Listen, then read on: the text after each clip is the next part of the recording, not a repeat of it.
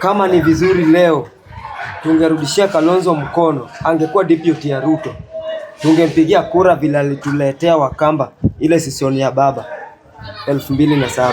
Unasemaje kwamba Kalonzo angeunga mkono William Ruto kwamba 2032 mngempea kabisa?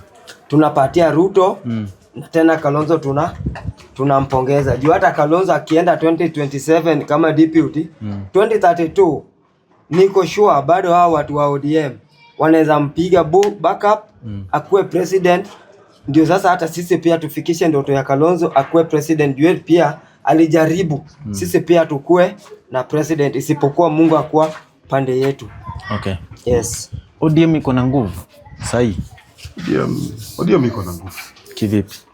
Sasa hizi Sifuna yuko. Okay, mimi nataka kujibu kuna swali ambayo sijaridhika. Okay. Uliuliza who is supposed to be leader of opposition. Kalonzo ndiye angekuwa the best, lakini akisema na support Sifuna, politics about age. Yeye ako old than so yeye amemfanya mistake kubwa sana. Akisupport Sifuna. Yeye anafaa kusimama president. Hata yeye opposition atakuwa na opportunity nzuri. Kusupport Sifuna hiyo ni makosa. Politics about age. Okay. Haya. Issue ya umenuisa issue ya ODM itakuwa tu mzuri tu. Bado tu hizi najua wakati mwingine lazima kuwa na ABCD. Okay. Hata nyumba yako kijenga nyumba. Usifikirie nyumba yako iko sawa kila siku. Lazima kuwa na mchafuko kiasi, lakini nyumba itabaki tu nyumba, au sio? Okay. Yes. So unaona William Ruto, ndugu yangu. Unaona William Ruto